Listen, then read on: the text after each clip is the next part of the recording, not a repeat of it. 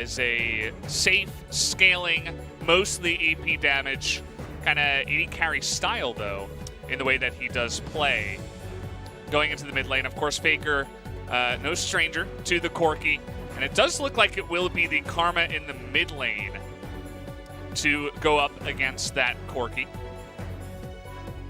And it seems now we're going to wait till the 20-second mark just to make sure there's no more swap shenanigans that are going on anywhere. And it does look like, okay, so Corki will be in mid against the Karma. You have Jace against Vladimir up in top lane. So the onus is going to be on Kana to try to make something happen. And interestingly enough, it's looking like it's going to be the LCK that have the responsibility on them coming into game number 1 to try to get the ball rolling in the mid stages of the game to convert into something meaningful. They do still have some late game scaling on their side with the Corki. The fact that Kalista actually has a lot of potency against a lot of the champions on the side of FPX, but that Kindred, the Vladimir, and the Aphelios is really, really scary. Yeah, I mean, if you sit in the game for about 200 years, they're going to be really a big composition, and as you were mentioning, they're going to kind of overcome the T1 comp in the very late stages of the game. So definitely interesting. Guys, we're going to jump into game number 1 right now.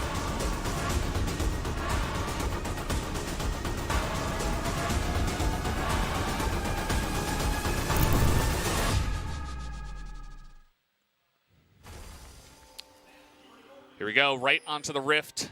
No whitings, no gyos, nothing like that just yet. Hopefully in future seasons and tournaments we can get back all that fun stuff. But for now, we will be playing here on this Rift. As it's interesting that Kana, you know, a guy that has mentioned Khan many times in interviews as a top laner that he's looked up to, a guy that he's learned a lot from. He's going to go ahead and pick the Jace in game 1 straight up against Khan, who has been known for his Jace play in the past. And we do have Nuguri in the tournament as well. Down one's top laner, very famous for his Vladimir, but the Vladimir gets picked much earlier than we will be seeing him play. He will be playing in the next game, in fact, against Top Esports.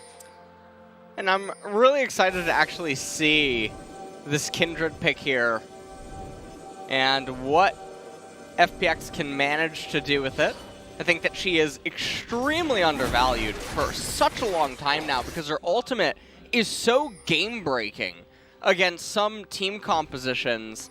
And just the fact that even though she's not designed to really go off in the early stages or the mid-game, if she does, she just takes over the entire game. Yeah. And so it's a very interesting kind of jungler. So T1 now.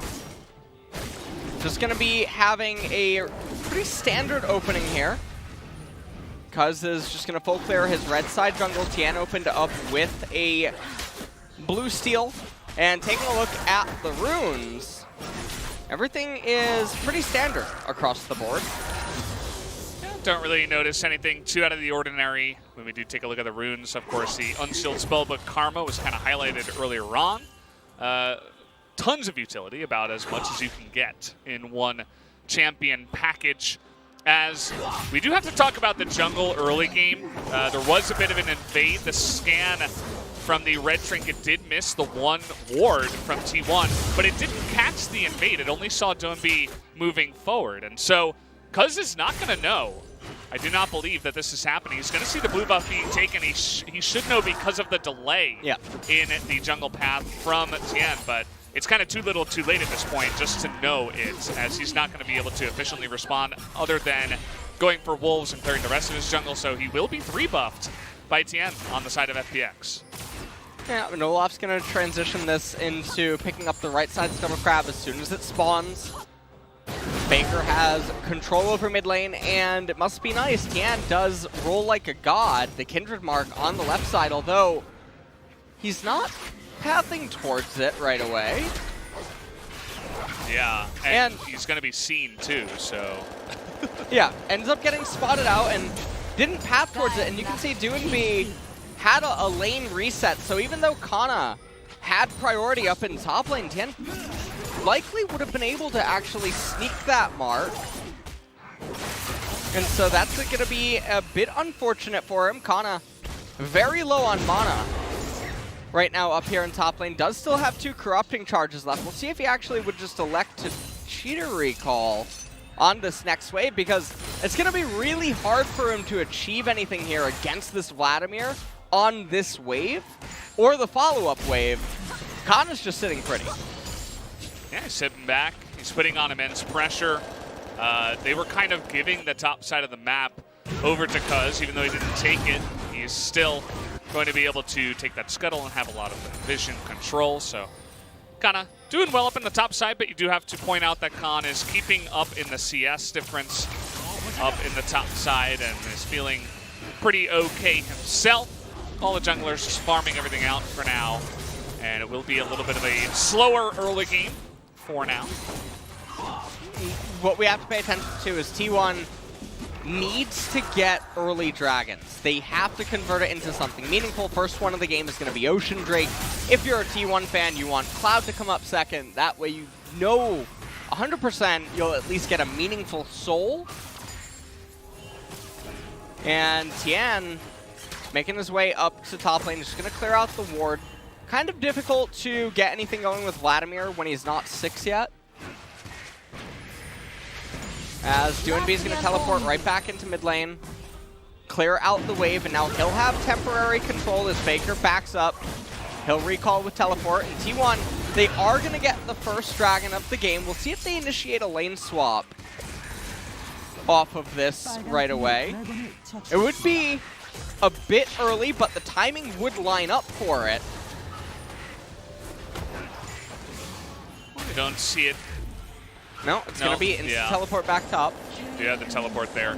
And you were talking about early Jakes for T1. They see Tian up in the top side. They say, well, we can just push in bot and rotate over to the dragon, take a very easy Ocean.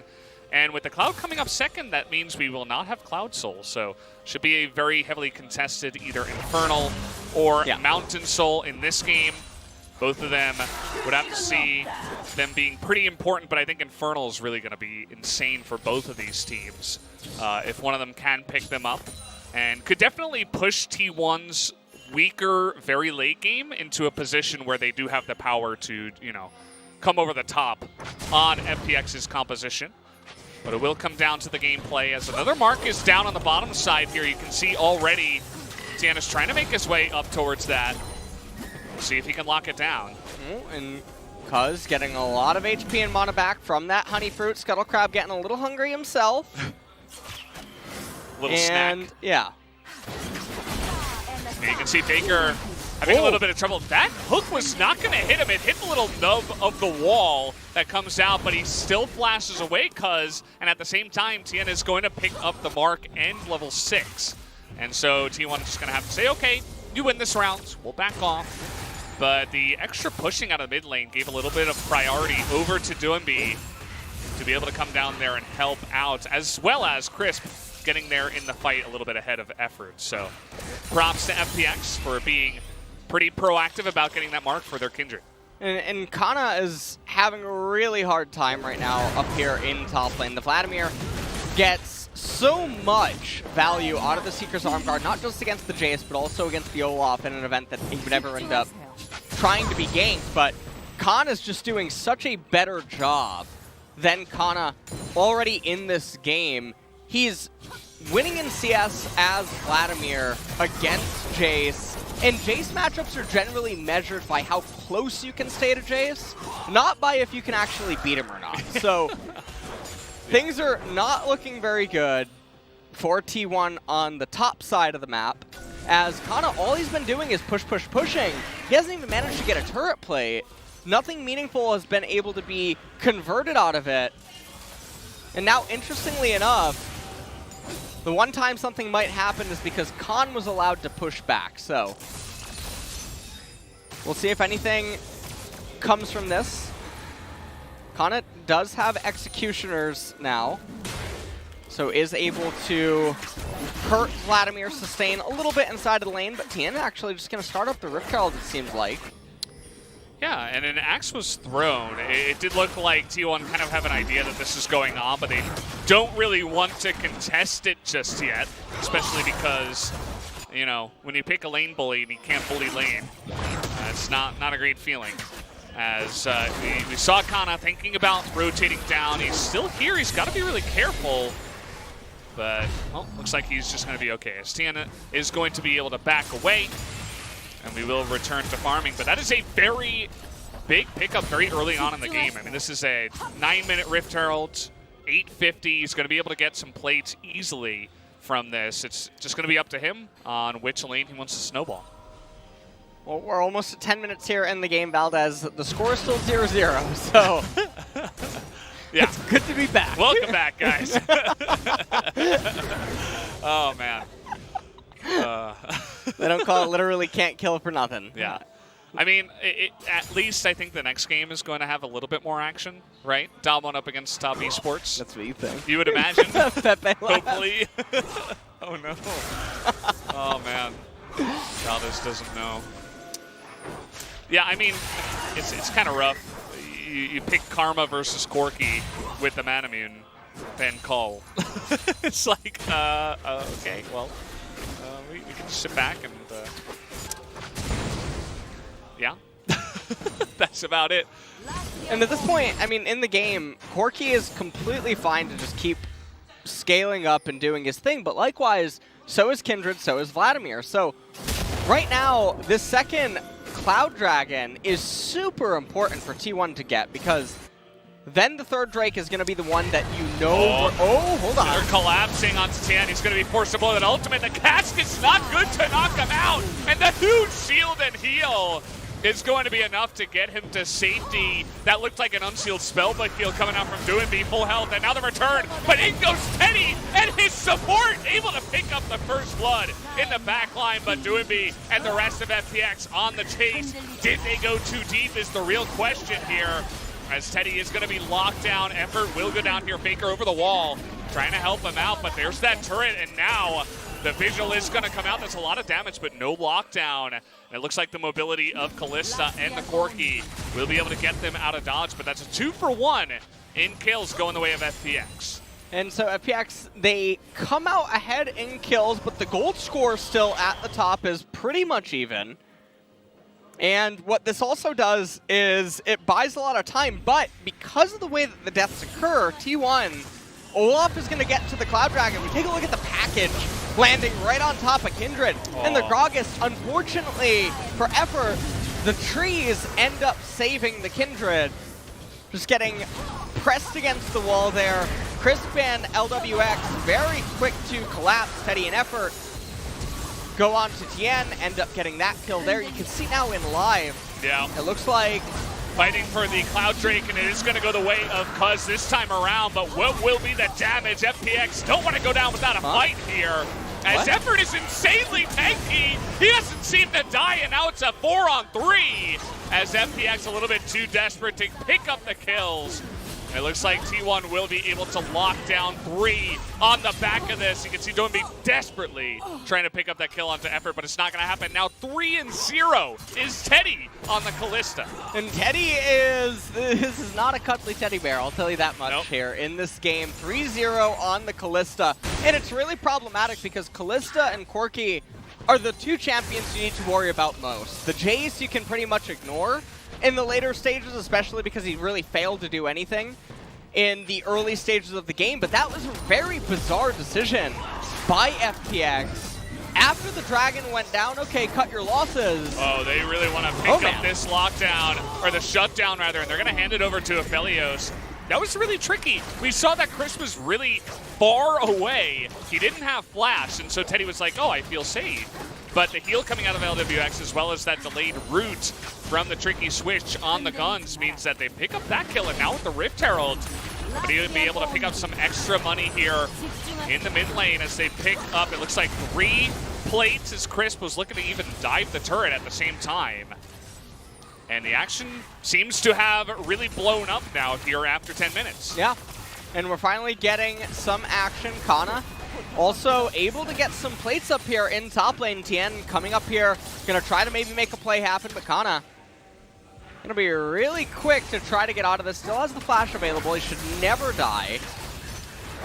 Yeah, but the Hex Drinker is going to get him low. He flashes away. Now, Tien delayed a little bit. He hit the ward twice on his way up. I think he could have just gone straight up and maybe had a better chance. But either way, let's take a look at the replay. This is what's so bizarre. So the Cloud Dragon goes down, and they funnel into this narrow corridor, and they know about Faker to the north. Aphelios wasn't here. And it was just a buffet for T1. That's really all that there is to say at the very end of this. Now, immediately after this, Kalista does go down in the bot lane.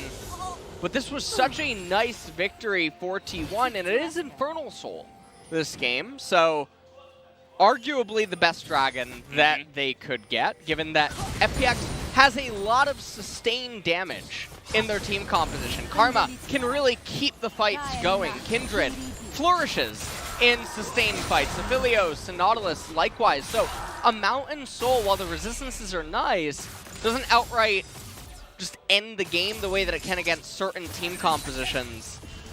So T1 rolling really well with that Infernal. Corki making his way to the Trinity Force. But we got 2 minutes at least until the action continues to unfold. Karma continuing on the full support utility item path as Ardent Sensor picked up. Massive for Kindred and Aphelios. Yeah, it's essentially like you got one ranged support, kind of a mage support in the mid lane that can do a bit of damage, but it's mostly there to support your 280 carries and even the Vlad with the shields, and then you got that engaged tanky support in the bottom side. So that is the way that FPX's team composition does round itself up, as Cuz heavily prioritizing that Rift Herald actually wants to take down this mid-tier 1, but at the same time FPX will be looking to trade the turret down to the bottom side as a little bit of a skirmish here. Tien pretty angry after the way this early game has gone, and he's looking to take names, although Cuz he's not ready to go for the fight. And see, they're still looking to push here. They want to rotate into the mid lane after getting that turret in the bottom side. And this is what we all love about the LPL teams. They love to be proactive and look for plays. They're not going to sit back and make the same play. They want to get as much value as possible. And here we go. They get the turret, but having gone too deep as Chris is going to go down. The Kindred ultimate is too late. And now he's out of an ultimate for a good 120 seconds. That's a long cooldown on that Kindred ult. Yeah. So, you know, they get the turret, but maybe biting off a little bit more than they could chew. And so all of this for the mid-tier 1 turret effort, used the cast to open this up, and Chris just going a little bit too reckless. He's done this twice now. And Kindred ult a little bit too late. As you did point out, it wasn't too late to where I would just say it's the ping, you know? It's not one of those things. Yeah, I can't really throw him a bone there, I'll tell you that. No. Yeah, he had a good, let's say 700 MS to get out of that one. the extra 20 didn't really affect his play. As we're going to be looking to make a play around the Infernal Drake now. Very early these Drakes were taken now. We talked about this T1 really prioritizing this, and so far it's been 2 for 0. Tien not really able to land the smite there in the second fight over the Cloud Drake. So you can see T1 going to let them leash here and look for an engage and just poke on the top side as, okay, it's going to be denied by the Valkyrie, and that's a lot of damage. J-Shock Blast whiffs. Yeah, it does, but they should be able to lock down this one. The smite is not going to come in just yet. Khan in the front, but now he is low. As T1, they don't necessarily have to fight this, and so they say, we're just going to back away. We got the Infernal Drake, now we're on Drake's Soul in 5 minutes. You know, good for you. You weren't able to really take much from us. And this is the really scary thing, is that typically 2.5 items, it's online by 23 minutes, but not quite 3. Hold on. Okay, they're not backing down. They say, T1, you dare fight us in the mid lane. We are going to chop you down like an old oak of a team that you are. As a lot of poke is coming out now in the mid lane, they clear the wave, and so it is going to delay the push as Faker is pushing the bottom side. So T1 able to try to stand back up after losing Kana on the top side. So typically, third items will generally be completed around the 27-ish minute mark, and that's not going to be online by the time the Infernal Soul is going to be up. And that's really the item breakpoint that you're looking for on Vladimir and Aphelios in this game. I mean, Kindred will have 2 items. Karma is still going to be there bolstering. I mean, take a look at this replay, and it is just very bizarre decision by T1. You don't really know what they were thinking because you have Faker down in the bottom just pushing the wave, and there's no real universe where FPX is able to raise that mid-tier 2, and it's not the end of the world. Even if they could, it's 500 gold. Yeah. And the question that you ask yourselves is, are we going to lose this game if this turret dies here? The answer is no. So, giving a little bit more over to FPX, but the real scary thing for them is that their champions' base scalings as well as items is not going to be online yet by that Infernal Soul fight, and T1 are not only going to have the edge at it, they're going to potentially just be able to win the game at that fight. Yeah. I mean, you take a look at their carries already. Just kind of ignore Kana in the top lane for one moment. So you got Faker 2, 0, and 3 with 2.5 items, and it's not just regular 2 items. It's Trinity Force and Muramana completed with the Zeal, as well as a 3 and 1 Callista, who is struggling to get that second item, actually. Not quite as much farm as Faker just yet. Faker really the big boss of DPS on the side of T1. And I think it's really going to come down to key ultimates from Tian and Khan, but at the same time, you gotta look to LWX, who's 3 and 0, to try to somehow pull out the mechanics and, you know, be the underdogs in the team fight, but still win with the Aphelios. They're gonna have a lot of their money on that one player, and we'll have to see if he can pull it off. Yeah. And it looks like DNB is gonna be going for third item Death Cap. And that will mean that maybe he can get a second needlessly large rod prior to the Infernal Dragon fight. See if he can end up doing that. Khan. Effort's coming as well. He's almost here. The cast is going to come down, but a good flash by Khan. That was close. If he did not flash that one, I think he would maybe not go directly into the arms of Kana, but Kana could have closed the distance with his own flash and finished off the kill. The other thing that is going on here for Khan is that he's got a little bit of Build-A-Bear workshop going on here. He's got the Seeker's Arm Guard, Aether Wisp picked up, he has the Proto Belt, but this means that he won't have a second core item, I believe, by the time Infernal Soul does end up spawning, so this is a little bit scary. Kindred should be able to recall into the Black Cleaver, as Tian has been sitting on those items for a very long time. And all of the pressure is going to be on LWX in this last team fight because Faker is ginormous. He might pick up his third item here. Yeah. I mean, this is going to be pretty insane. He's got an okay amount of CS right now. 244 at 2150. I'm not quite impressed, you know. I'm thinking, why not 245? Yeah. But, you know, he does have the third item. And there it is, Rapid Fire Cannon. He's going to be just chunking people down. And this is the worry, especially for an AD carry like Aphelios. If he doesn't have the right guns, he can be pretty low range and just get poked out by champions like a Corki. So you don't, oh, okay, we're not poking, we're just going straight into the backline, and LWX just disappears as Tiana's going to be late on the ultimate once again. The burst coming in now from the chase is going to be enough, and this is going to be an easy cleanup for T1. As Cuz, though, is going to have to use that heal to get out of dodge here. Khan running straight into it, and Faker coming back in with the teleport. Should be able to take out Khan here as he is under that turret, but he does not have the pool any longer. Faker, they're going a little bit too deep after getting the win on that fight there, but still the jungler of FPX is down.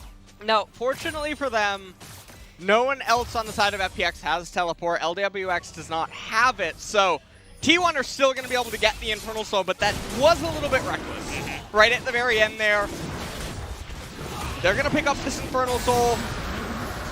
Gave Olaf about half a longsword too, so nice little gold value, but I feel like the game now is probably over, Valdez. That Infernal Soul plus their gold lead, plus the fact that their champions are still just so much stronger, they're going to be able to use this to convert into a Baron really easily now.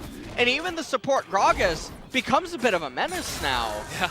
With just his basic combo. So we take a look at how this all transpires, and Faker just saw lethal on Aphelios and blew him completely up as Kana tried to go in for the assassination. Effort very clean on the follow-up right there. Khan very slow to arrive to the fight. He got knocked up. He went to Pound Town.